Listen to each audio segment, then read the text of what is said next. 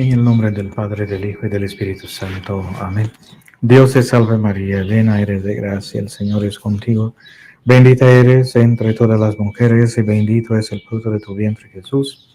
Santa María, Madre de Dios, ruega por nosotros pecadores, ahora y en la hora de nuestra muerte. Amén. En el nombre del Padre, del Hijo y del Espíritu Santo. Amén. San José, ruega por nosotros. Vimos la muerte el suicidio prácticamente de Caifás, ¿no? Sumo pontífice de la época. Ahora vamos a ver también a Poncio Pilatos. Murió año 39 de nuestro Señor Jesucristo. Entonces Pilato fue quien lavó ahí las manos, ¿no?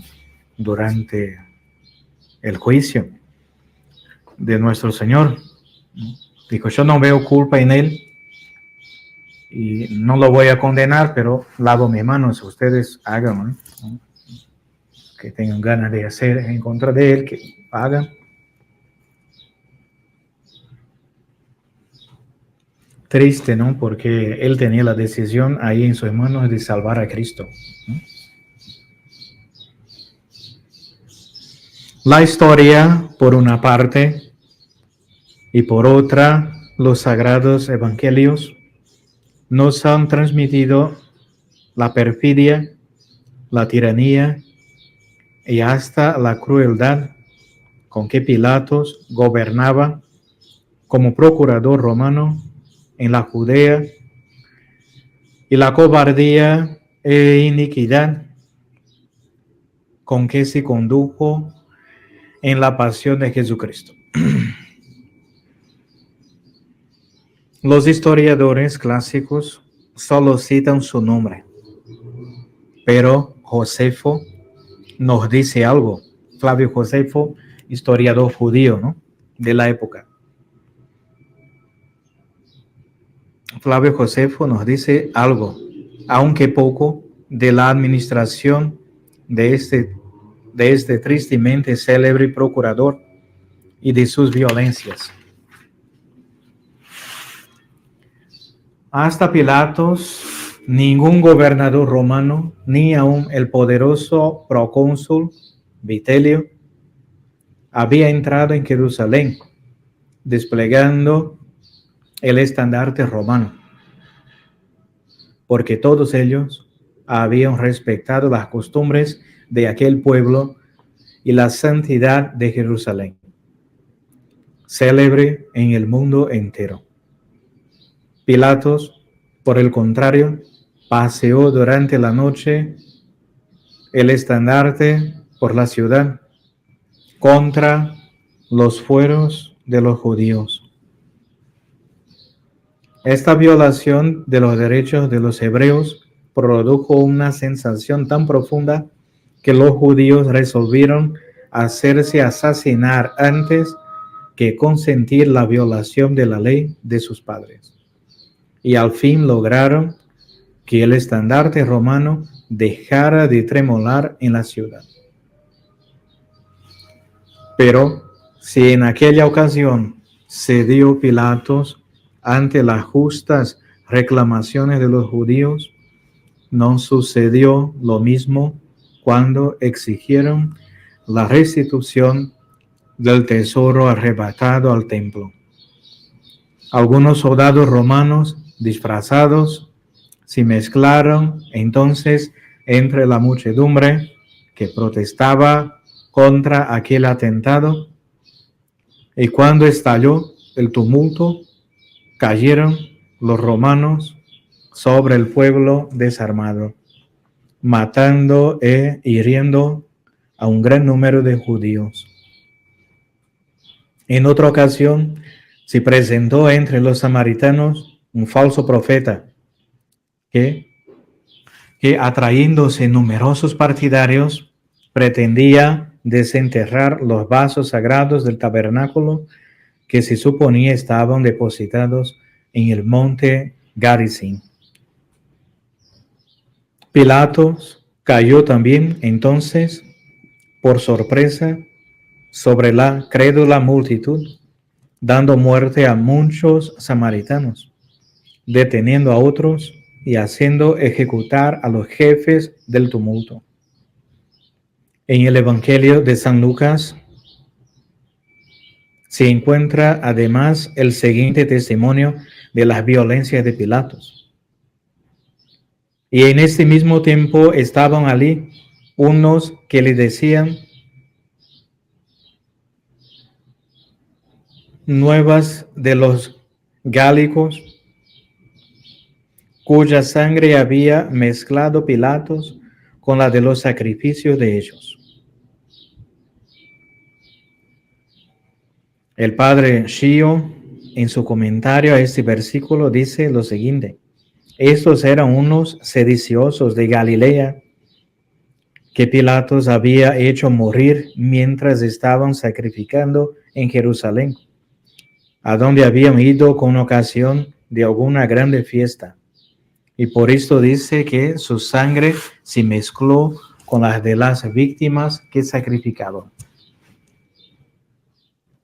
No consta por qué Pilatos los hizo matar, pero el padre Lamy y otros intérpretes son de sentir que este gobernador, encendido en ira porque impedían que se sacrificasen víctimas por la salud del imperio o de César, los hizo pasar a cuchillo, al mismo tiempo que ellos hacían sus sacrificios.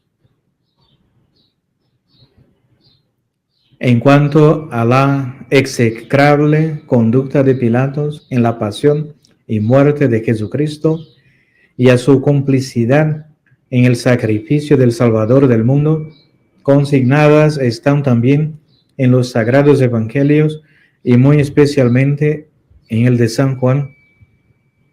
En efecto, al principio de la pasión, aunque Pilatos mandó azotar a Jesucristo cediendo a la presión de los judíos, es indudable que quería salvarle.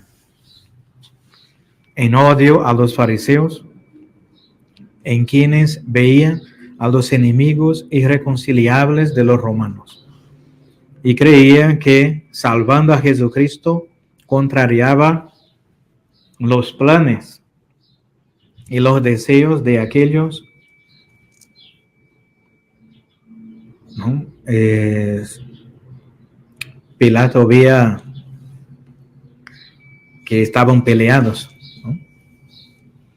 Por más que él sentía que no había ahí, Cristo no era culpable, ¿no?, de estas acusaciones, y que tampoco sería que lo tenía que matar, ¿no?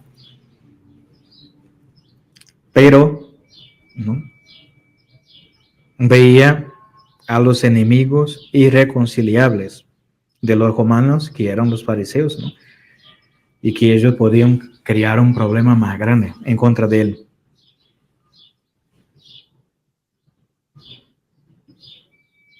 Y creía que salvando a Jesucristo contrariaba los planes y los deseos de aquellos, sus enemigos.